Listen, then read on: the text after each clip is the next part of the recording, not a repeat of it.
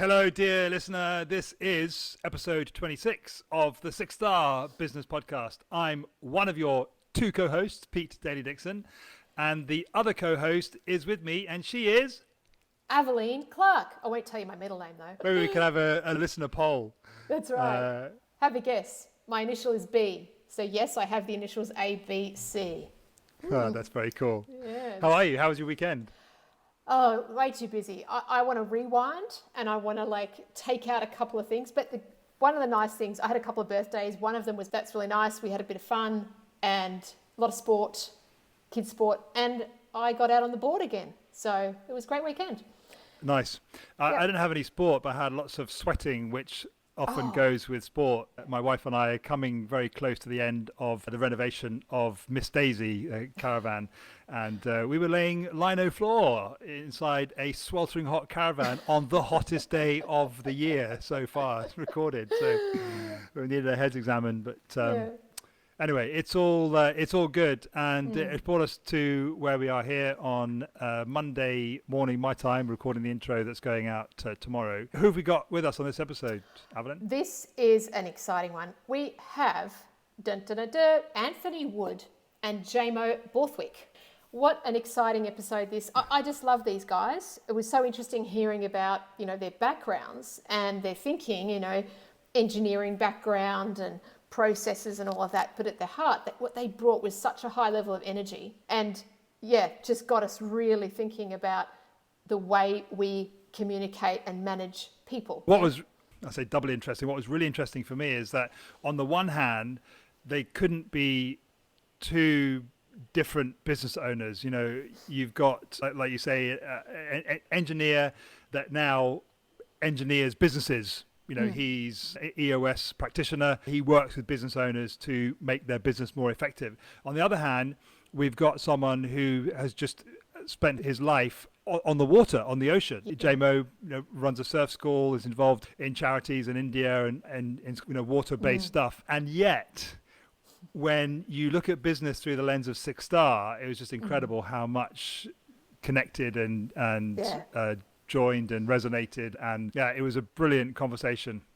It really was, and I want to just point out, I think this conversation and having Jamo on was the first time we had someone that had a business that was so face to face with customers. I mean, we've as in the community, and that's what made this kind of a special episode and a wonderful conversation.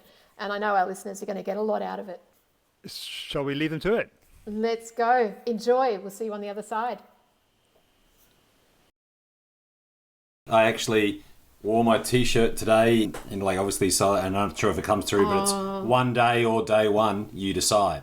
So I'm going to do something one day, or is actually today day one of doing that new thing. So, so. Nice. And do you surf, Anthony? No, I don't. Okay. No, but I try. Maybe I need to tap into some expert tuition, but I dabble a little bit. I spend more time bodyboarding, but my kids try to do a little bit of surfing when we go away on holidays, particularly. Oh, that's cool. Yeah, that is nice. All right, so while Pete coughs, so he's done the housekeeping, so you know how the video and audio is recorded. And here we are, he's already hit the record button. So here we are. Welcome, guys, to this episode of the Six Star Business Podcast. It is so good to have you here. Now, Jamo, welcome. Anthony, welcome. Thank you for coming along. Thank you, Ev. Pleasure to be here, Ev. Yeah, thank you. It's Anthony. really cool. To get things started, what we always like to do is just ask you to please just introduce yourself, explain, just give us, who are you, where are you from in the world, and how do you serve the world? What do you do? And anything else that's kind of interest that you might want to share, something personal about yourself. Anthony, would you like to go first? Thanks, Ev. Hi, everyone. Anthony Wood. I'm currently in lockdown northern beaches of Sydney, thanks to this wonderful pandemic that is hitting us. I am a civil engineer by qualifications. I've been running and building businesses for the last 25 years or so, but I quite quickly figured out that I'd much rather be working and talking with people than crawling through sewer pipes 35 metres underground, so relatively quickly made a bit of a shift. Headed off overseas and ended up running and building businesses across retail, hospitality, IT, some software development companies, indoor vertical farming, IT and telecommunications. A real mixed bag of stuff that invariably had this bit of a theme of trying to find ways in which I could put some tools, some systems in place to help the people that I was surrounding myself with actually get on and do the things I was asking them to do, and ultimately found a set of tools and systems that I fell in love with that got me out of a very dark place, both mentally and financially from a business perspective, that about 6 years ago completely changed the way in which I was seeing the world. And ever since, in a nutshell, I've been working with other entrepreneurs and their leadership teams, helping them figure out how to make their business better, getting clear on their vision, giving them the tools to actually really get a grip on their business, bring that to life, and helping that leadership team in particular get a real grip and handle on working with each other well, turning that into a functioning, healthy, cohesive leadership team, because so often it's not that case. They may be a talented group of individuals, but they don't necessarily play well with each other.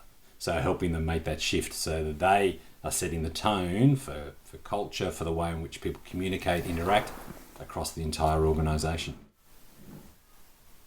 Wonderful. Thank you. Awesome. Very cool. Jamo, what about yourself? Hey guys, my name's Jamo. I do a lot of different things. Most of them are all tied up in the surf, the aquatic sports industries, from having a surf school or having surf schools, training new instructors, new surf judges, stand-up paddle instructors and lifeguards, all sort of revolving around the aquatic industry in Australia and throughout the world. Normally, in a normal world, without this pandemic, I'm based and jump from place to place everywhere.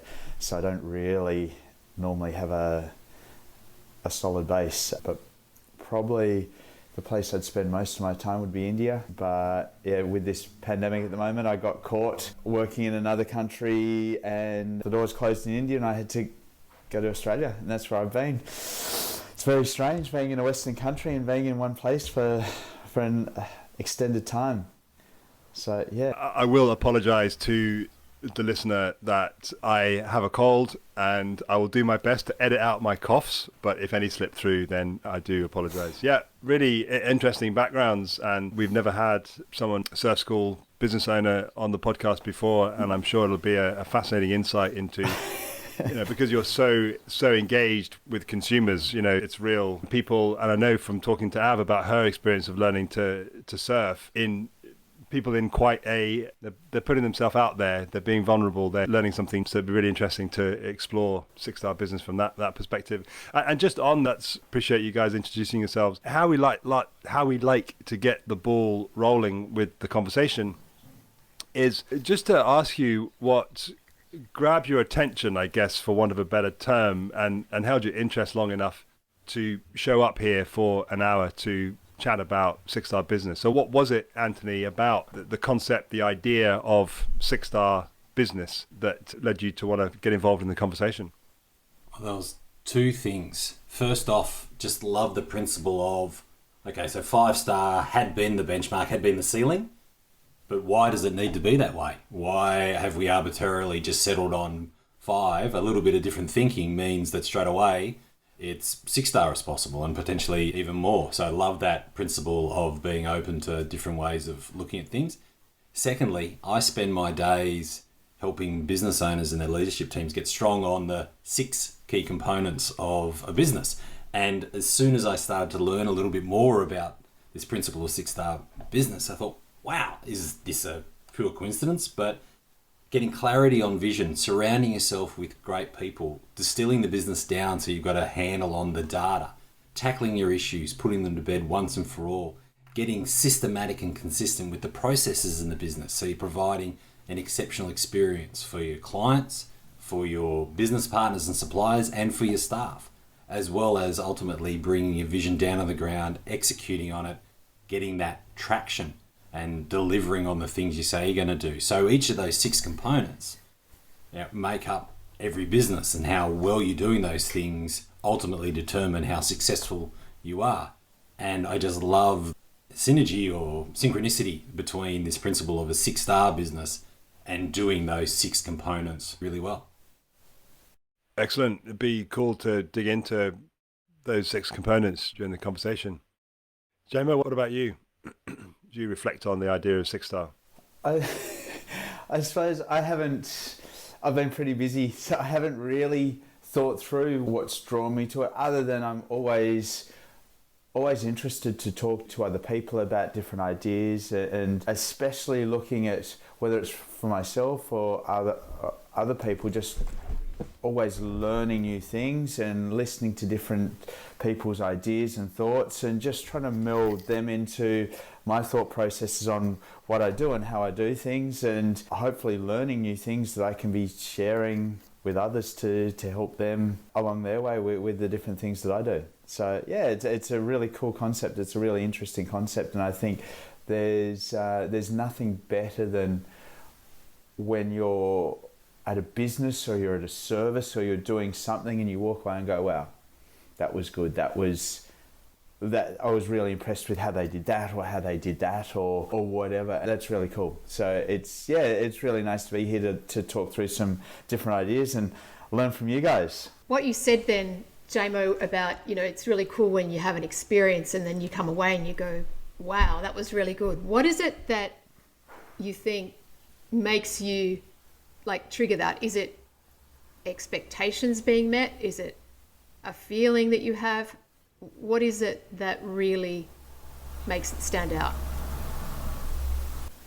I think for me it's when I suppose when people are genuine and you see that it's whatever it is, you're not just part of a production line, that someone takes the effort to make it more individual, to make whoever's involved in that business or service, make them feel like they're an important part of that business. They're not just someone that's thrown on an assembly line and pulled through, punched out, okay, next one, where's your money, next one. It's more, okay, how can we help you be the best you can be? How can we give you the best experience? What can we do, or how can that business do something that makes people go, wow, that was really cool. Not only did I have fun, but I actually felt like that they were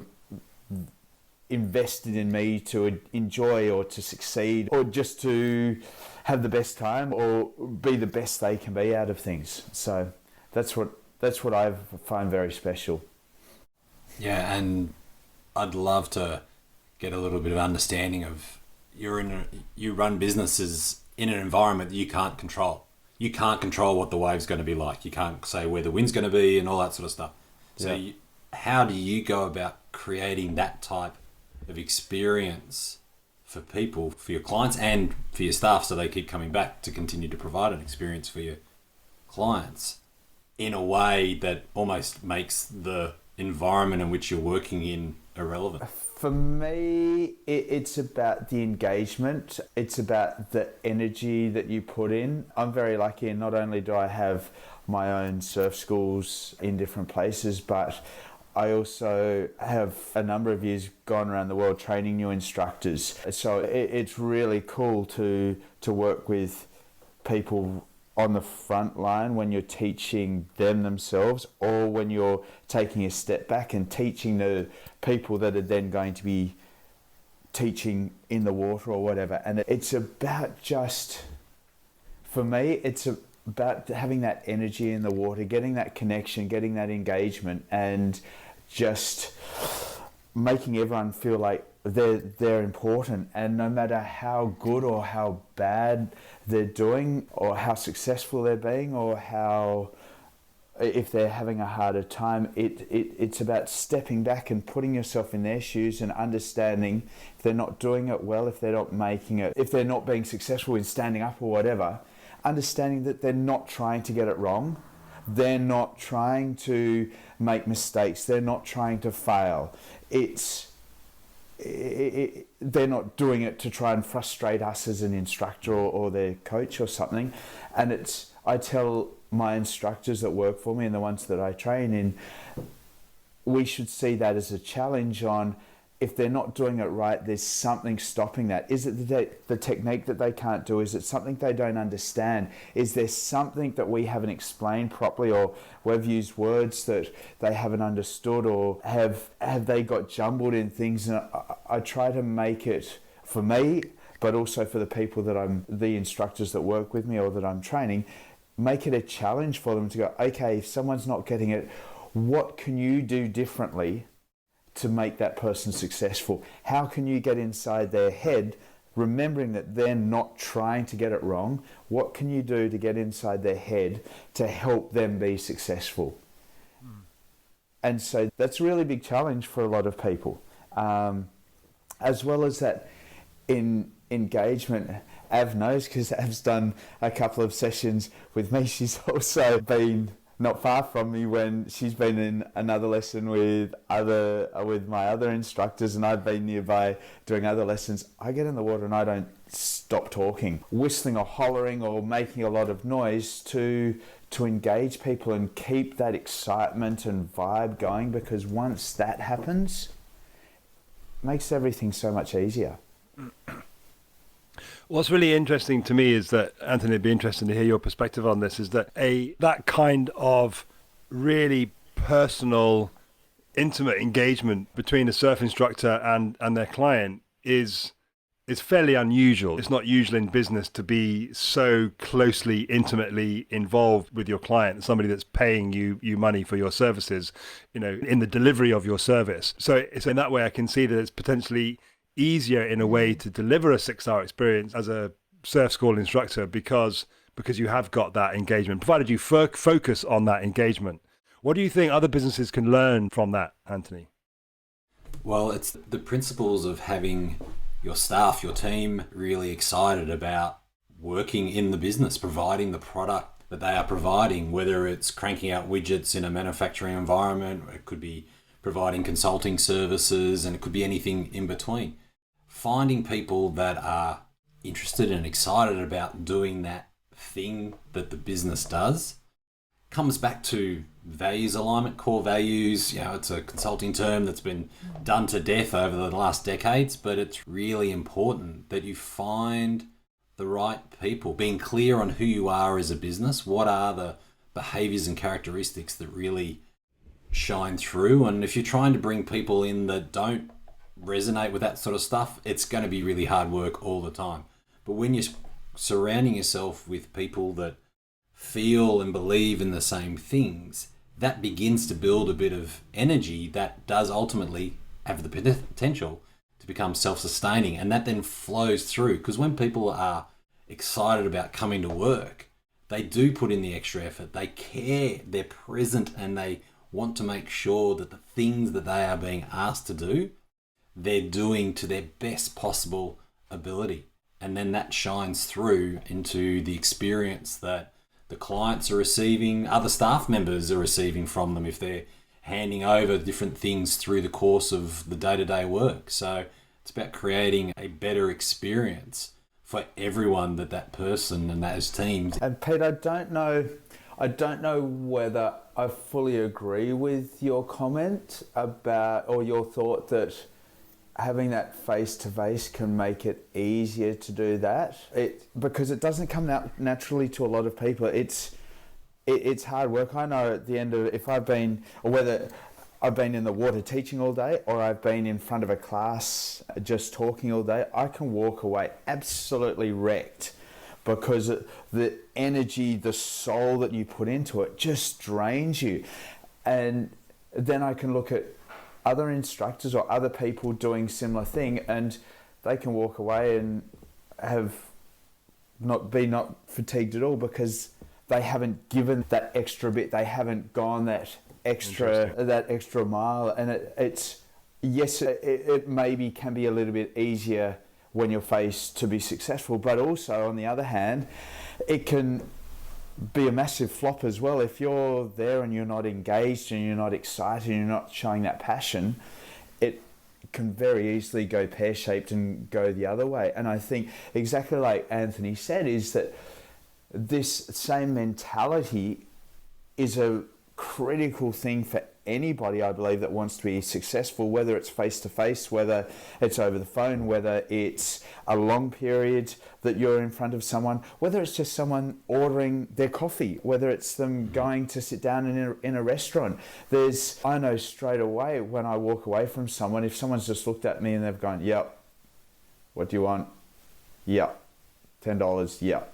I walk away going, oh my God, how is that person in that role? Like, seriously, there was no energy, there was no animation, there was nothing that made me go, I want to come back here tomorrow. That was really cool. I really enjoyed that little bit of chat or just the vibe in that place. So I think it's, and that can be whether it's on the phone, whether it's through emails, I suppose it's a little bit harder, but any type of that contact, I think there's always that opportunity to go above just the standard, what do you want? Give me your money, off you go. So who's responsible? Who's responsible for that? About that? For which? Anthony, you responded. I was going to say, yeah, and so often that's a missed opportunity by the leadership, by the owners of the business, the shift manager, whatever, whoever it is, has got accountability for making sure that the experience for the day, for that interaction, whatever the touch points are, 6-star. It's an exceptional experience because we've got choice. We've got so much choice as consumers, as business owners. We can choose, we can find solutions or providers of the tools that we need anywhere across the globe because we're so interconnected now. So how do we actually develop stickiness in the relationships between us and the other businesses, the other individuals that we interact with? It's by creating an exceptional experience and taking the accountability as a business owner, as a manager, having accountability for a function of the business, even down to a shift supervisor in a restaurant saying, okay, team, we're here to provide an exceptional experience for our clients. They've all got stuff going on in their life. When people walk in through the door, it's not your problem if they're having a bad day. It's your challenge and your opportunity to help them have a better day. And by making it clear that's the expectations of this is the way in which we work, that then allows the people who are tasked with those interactions, serving Jamo his coffee, making sure that it is a good experience rather than just going through the motions, waiting until it's 3:30 so they can bugger off home.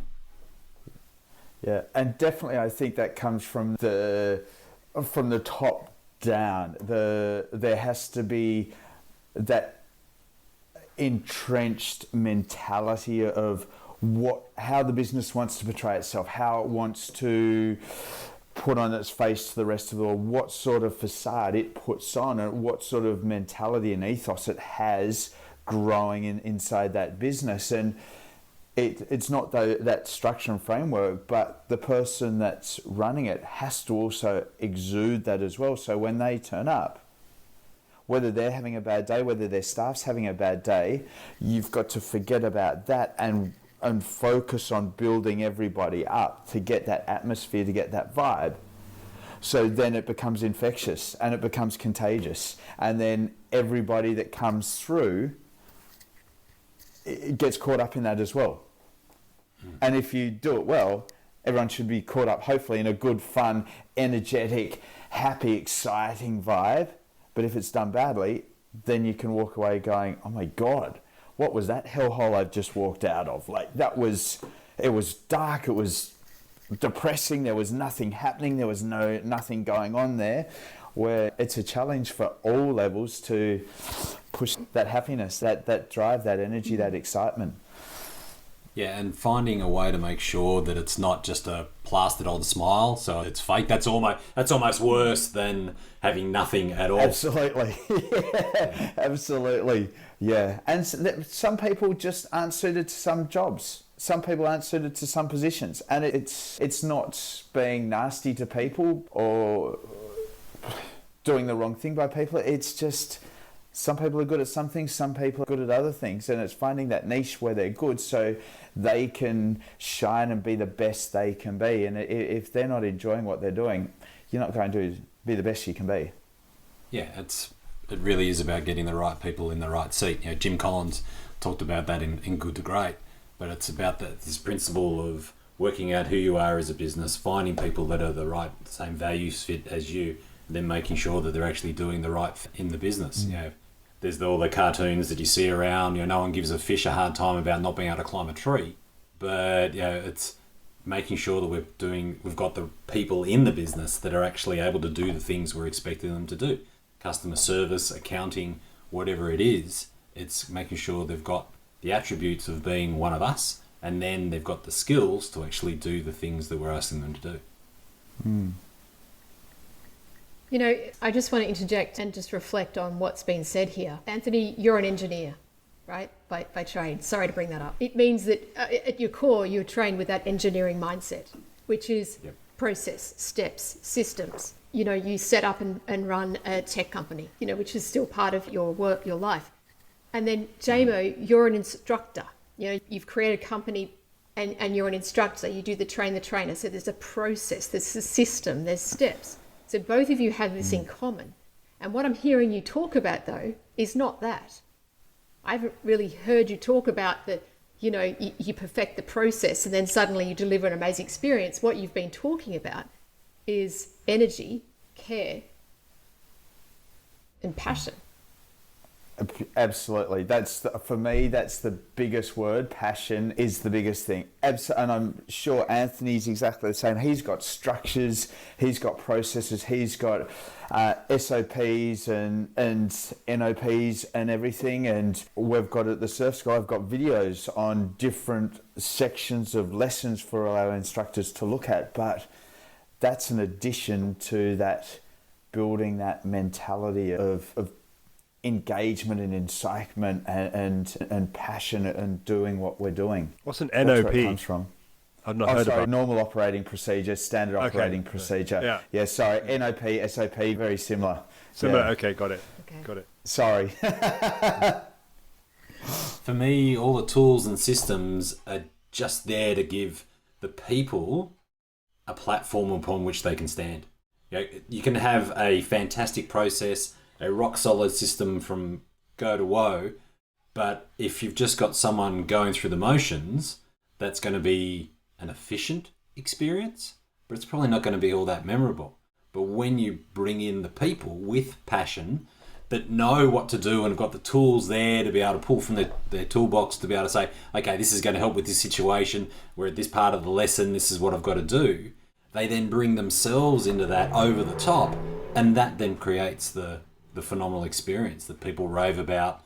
You get raving fans that want to come back, they want to bring their friends, they want to bring other business providers. That's how you build a business that is exceptional.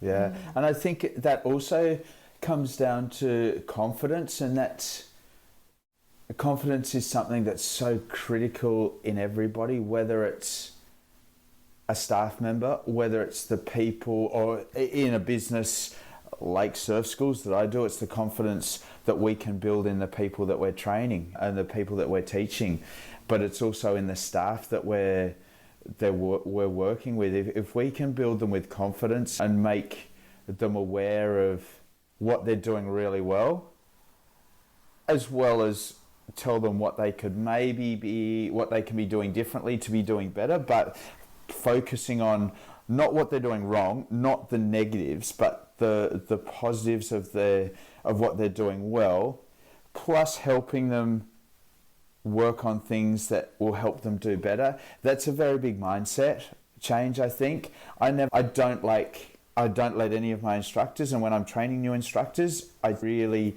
try to advise them, encourage them to move away from telling people what they're doing wrong, and to be positive in how they give their feedback, be positive in how they say things. Don't say, don't do that. Say, do this. Do it this way. So you're telling them what you want them to do. You're giving them positive instructions, so they're thinking, okay, that's how I've got to do it. So that's what they're thinking of, rather than if you say, I'll just give a really quick example of when you're surfing, when you're learning surf, one of the biggest problems people have is looking down. As an instructor, you can say to somebody when they're catching a wave, next wave, don't look down. For me, what that's reiterating and emphasizing is looking down. That person you're talking to hears, don't look down. but they hear look down, and they might be going, okay, next wave, I'm not going to look down, I'm not going to look down, I'm going to look down, I'm going to look down. And it's easy to lose that negative in there. And it can confuse people, can get them focusing on the wrong thing. Whereas if you turn around and make it a positive piece of feedback and go, okay, next wave, I want you to look up. I want you to keep your eyes up. There's no misunderstanding. There's no way they can get that wrong in their head, because you're giving them a positive piece of feedback on what they want them, or what you want them to do. And I think that's really important in all the feedback we give to everybody as staff members, as people we're working with, or whatever. And I think for me, that's a really important life lesson, not just a business lesson. Yeah, shaping the words you use, both trying to deliver the same outcome, but the way in which you're presenting can be a totally different outcome, even though it's the experience. It's aiming for the same goal, but one I think makes it much easier to reach that goal. One of it, actually, I believe, more often than not, is an impediment to reaching that goal. It's funny, what I'm now learning, Jamo, is the tricks of how I've been teaching you and your boys. Seen behind the curtain. I saw that anyway, and I've seen the passion and the energy and all of that. But what I'm actually just got there as a little kind of a light bulb moment was the success of everything that you do and your instructors do comes down to words. Yeah. Doesn't matter about the wave size or, all that kind of stuff. It's literally how they speak and what they say when they say it. But it's all about words, isn't it? Yeah, absolutely. Because we can't control, when we work in an ever-changing environment like the ocean, like Anthony said before, we can't control the tide, we can't control the wind, we can't control the waves, we can't control any of that. What we can control is how we treat our customers, the experience we give them with what the environment has given us to work with. And we could spit out our dummies and go, oh my God, this is terrible, it's raining, it's cold, it's miserable, I don't want to be here. And if you go in with that mentality, it's going to be a terrible experience for everybody. But if you look at it and go, okay, well, it's crappy weather, it's bad waves, and it's windy, but you look at it around and you turn around and go, there are really fun little waves. It's not perfect, but there are little waves there. We've got this, and look at the positives. Turn that mentality around. So then your energy is a positive energy. Then that's going to help lead to a much more enjoyable, a positive, successful experience for everyone. And that's, I think, again, that's a really general thing that can go on any business, with any staff, with any company, and any interaction. But the golden nugget in there, Jamo, I think, is that there's not many businesses that have such lack of control of the environment within which they're delivering their services. I mean, most businesses, it's fairly predictable. You're in an office, it's air conditioned, it's like, the same things happen. And I think the learn for people that have ears to hear in this episode is that even in a surf school where you are completely unable to control the environment within which you deliver your service, yet you are still able to deliver a 6-star service, well, you've got to figure out the learn is, if that's possible for that kind of business, then it should be possible for this kind of business as well. And kind of just absolutely. But I think it's all the different variables. It's we could have amazing, perfect conditions, but somebody who is very large or very overweight, very unathletic, and we've got all the right variables that go into what should be an amazing lesson, but somebody who is finding it more of a challenge because of their somatotype or their fitness level or whatever. And it's one of the funniest, craziest sessions I've ever had was this very large Argentinian lady who was a crazy Latino. She was loud and she was everything, but she was very big. And she, from the moment she walked up, I looked at her and just went, whoa, this is going to be a challenging session. And we got in the water, and just from, again, using what Av said before, using our words to to adjust her perception of success for that session, rather than having her think the success was her standing up and riding wave after wave to the beach, which I knew was very unlikely to happen when I saw her walk up, and turning it around. So when she walked away, I got this massive big bear hug saying that was the most amazing 2 hours of my life. She didn't go near standing up. She didn't go near even getting onto her knees, but we changed her thought process around, so she was getting waves and riding them on her tummy, riding them into the sand,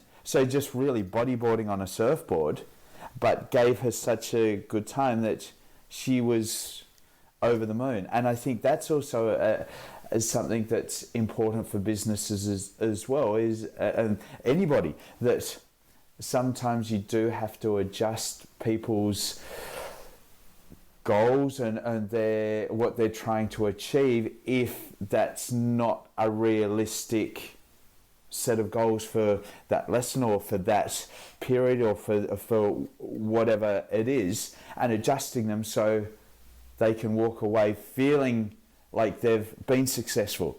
Yeah, because if you'd opened up with, "Hi, welcome to the school, Turn got to around, too walk now, away, you're too big, leave us alone, don't give us these 2 hours of headaches." Yeah. There's no way you're going to be able to stand up. I don't even know why you're trying. But let's go down to the water. That would have been an extraordinarily different experience if she'd actually ended up staying around at all. So the way in which you've communicated, okay, let's go, let's have some fun, created an exceptional experience, all the while getting clear on expectations, hers, yours, keeps coming back to the quality of communication. And listening to other podcasts that have gone through this series, that is definitely a theme where it's the quality of communication that can really set a business apart, which is absolutely crazy because people talk, people speak all the time, but it's the quality of the communication, the way in which people are understanding what people are wanting to achieve, and then sharing how we're going to go on that journey together. It seems like it's a foreign language for the vast majority of businesses, and that's another thing that really, from my perspective, helps set a 6-star business out from the rest of the pack. Yeah, oh, absolutely. Yeah, but I don't think it's rocket science to think like that, but a lot of people don't think like that. A lot of business owners don't have that connection and that understanding with things, and it's quite bizarre. You're absolutely right, Jamo. And what just fascinates me no end is why. Because the end result. The end result is clear. It's loyal customers who come back time and time again, who tell their friends. I mean, if I don't even live near you, and yet I want to learn to surf by you because of what I've said. Do you know? Joking apart, is like the outcome from thinking the way that you've been talking about, Jamo, is clear. So why is it so relatively rare? Yeah.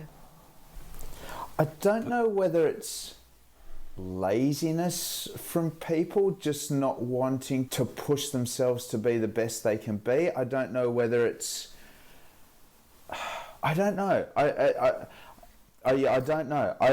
I try to work it out a lot, and when I'm trying to train new instructors and things, and I'm trying to understand their motivation for doing what they're doing, and trying to understand what sort of instructor they'll be with the mentality they're giving back to me. And it's like, well, how can you not understand that you do this and makes this easier, and then that's easier, and then that's easier? I don't know. What's your view, Anthony? Why do you think that's so rare? I think people get lost. I think the vast majority of businesses are set up by people who have an entrepreneurial fit. They're sick and tired of working for someone else. They get made redundant. They have an opportunity to step out of what they were doing, potentially working for someone else for a long period of time, and say, right, I'm going to go do this. I'm going to go do it differently. But they get lost on the way. That initial fit of enthusiasm begins to wane as they have to deal with the reality of running a business, the responsibilities that are now on their shoulders that they weren't having to deal with when they were just an employee of another business. And as they, even if they are beginning to get a little bit of success, they're getting some business through the door, that's there.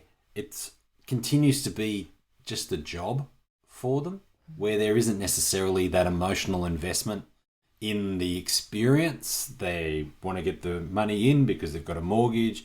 They've made promises to people that, yep, this is going to be a success. So they get up to their eyeballs and beyond in doing the doing, that they completely lose their way as to why they set up the business in the first place. Was it just to try and control their own destiny a little bit? Was it for a higher ideal? Was it some purpose that was really tapping into their passion and they had this excitement, but then it's just got lost on the... So helping people get clear on that, because then you can begin to tap into this energy, this emotional connection with why the business exists and what we're doing to bring that to life. And once you've got that clarity, not just from the original founder, but then across the leadership team, if they're building together a bit of a team, and then out through the rest of the business, that permeates through everything that they're doing. And they've got this understanding, this context as to why they're doing the things they're being asked to do.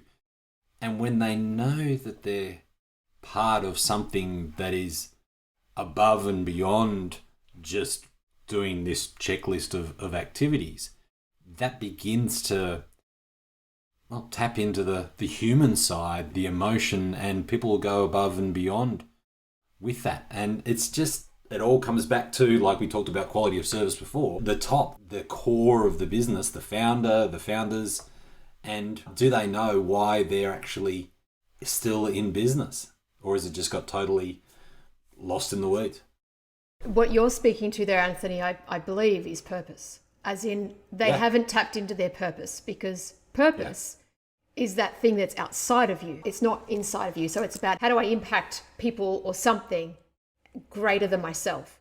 And that's what you're just talking to, around, you engage and inspire the people in your business to come on the ride with you. Yes, there's a vision element there, but your purpose is the thing that drives you. And, the purpose is a core part of that vision. And therefore, if someone hasn't actually figured it out yet, how can they communicate it? How can they live with it? How can they find the passion that Jamo's got and brings into his business every day? Yeah, it's impossible.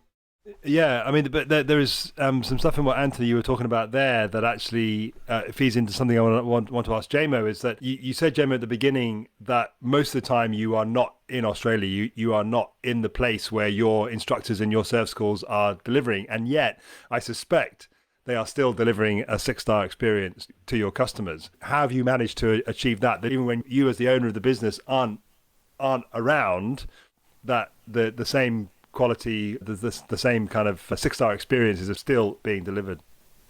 And that's a real challenge, where you've just got to have good training and have a good relationship with your staff and your key staff and key people that work with you to have that confidence that, whether as the owner and the overall manager of things, that whether you're around or not, things will still work like they should be. That's whether I'm down at the beach on one day or not, or I'm not in the country.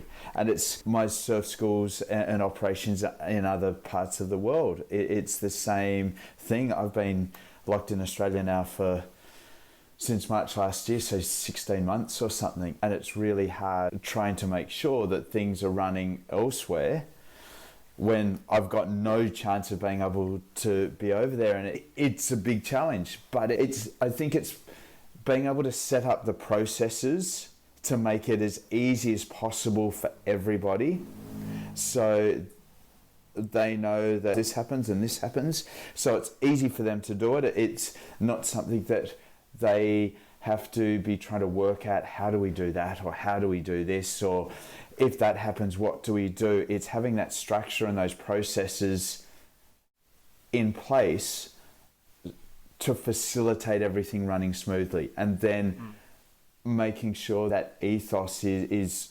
grown through everybody from the top down. But I think the process of having the smooth processes and the operating procedures and things, having them set up is a really big thing, and they take a long time to put together for any business, and that comes from motivation and dedication from the people writing them to think through every step and make it as simple, as easy as possible for everyone. Yeah. I have a burning question, if that's okay. Earlier, you said, Jamo, and I think Anthony, you talked to this too, and Jamo, you were answering, I think, one of Pete's questions about what is it that makes you sort of care about, the impact on other people, right? The experience they have. And you were just saying that you can't understand when someone else doesn't get it or doesn't do it. So my burning question is, where did you learn that? I don't know. Sorry. I don't know. I just think it's a desire. One of my driving passions is to help everyone be the best they can be, to help people along their way, to give them opportunities, to empower them where I can, without sounding like I think I've got all this knowledge and things, but doing my little bit to try and help empower anybody where I can to push them that little bit further.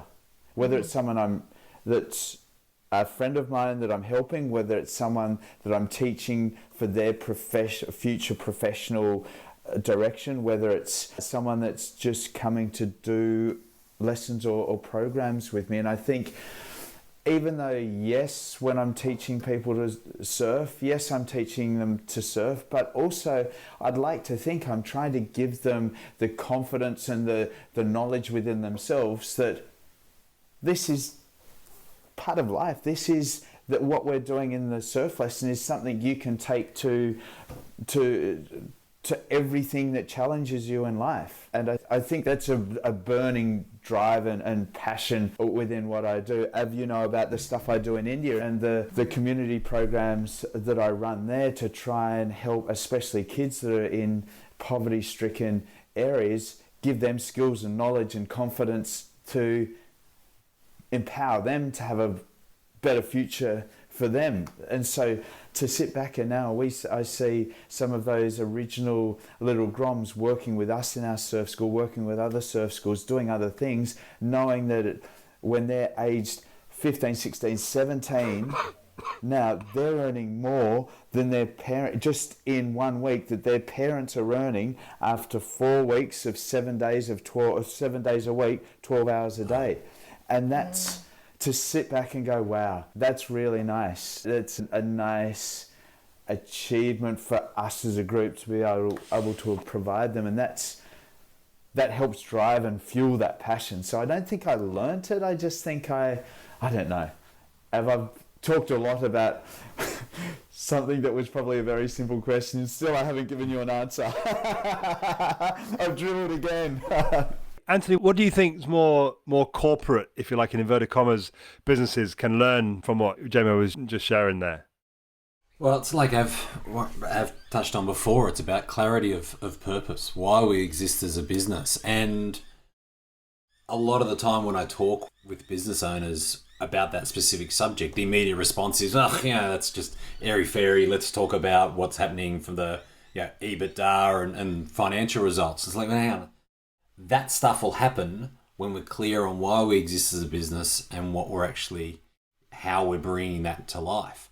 And so getting people thinking a little bit about that. For myself, I want to improve lives in communities across Australia. And I'm doing that by working with business owners, utilising the engine that drives the economy, small to medium-sized businesses, helping people that are in those businesses get enjoyment from what they do, find the joy of work, get their dreams of why they set businesses up in the first place, help them achieve those, because that fundamentally changes the way in which people are talking around the dinner table at the end of the day from work, or around the barbecue, or on the side of the sporting field. How's work? How's business? It's great. I've got a team that really is engaged and contributing. I'm not the only one that's actually doing all the work. I'm not having to be stuck at my desk at 2:00 in the morning. I'm seeing my kids. Hey, I'm here at the game. Or I love working for the business that I'm in, because they appreciate me, I get acknowledgement, but also I can see how the work that I'm doing is actually contributing to where the business is going. So by bringing all of that purpose, passion, cause, like why we exist and what we're doing to bring that to life, all the way down, begins to permeate out across the rest of the business, which then generates the results. You know, the bottom left-hand corner of the financial results improves as a result of getting clarity of where we're going. So it's really tangible, essential things. Focus on the right things. Yeah, absolutely. Focus on the activities that we've got to do today to generate the results that we want tomorrow. And we can only do that when we understand why we're doing them and where it's actually taking us. Sounds like a pretty good wrap up, Av. We are at that time. Any last thoughts from you before we say goodbye to Jamo and Anthony? No, I just wanted to express my gratitude to both of you. I honestly think we could just keep talking for another hour, and I just love all the little nuggets and the bombs that were dropped along that during the conversation. Jamo, any last words from yourself? No, it's been really cool chatting and thinking of some different things. It's been really cool. Thank you for having me on. It's been really nice to meet you, Anthony, and meet you, Pete. It's been really cool to talk. Thank you. I hope I've said some things that make sense to some people and it just hasn't been dribbled out of my mouth. I know you have. Absolutely. Yeah, no, thanks for the opportunity to come along and have a chat, and thanks, Jamo. Really appreciate the opportunity to learn a little bit more about you, your business, but also just have a conversation with someone that understands that when you can't control everything, you need to control the things and focus on the things that you can control. Yeah. And that's how you create an extraordinary experience for everyone involved. And that's such an important thing for as another life lesson, that forget about focusing and worrying about the things you can't control. Focus on what you can control. Do what you can control the best you can. Do what you can to make everything as good as you can with the things you can control, and hopefully then that will set you up for success. Too often I think people get weighed down and disheartened and upset and dwell on what they can't control, so it gets the better of them. Yep, beautiful way to finish up. Thank you guys. Thanks, Jamo. Thanks, Anthony. Thanks, Pete. Thanks, Anthony. Thanks, guys. Pleasure meeting. That was another stimulating, thought-provoking episode of the 6-Star Business Podcast. Thank you so much for getting this far. Please go ahead, like, subscribe, and give us a comment, review. A rating, if there was a 6-star, we'd love you to give us a 6-star rating, but so just go as high as you can. And if you want to continue the conversation with us and all the cool people who've joined us from the podcast, head on over to apply.6starbusiness.community. See you there.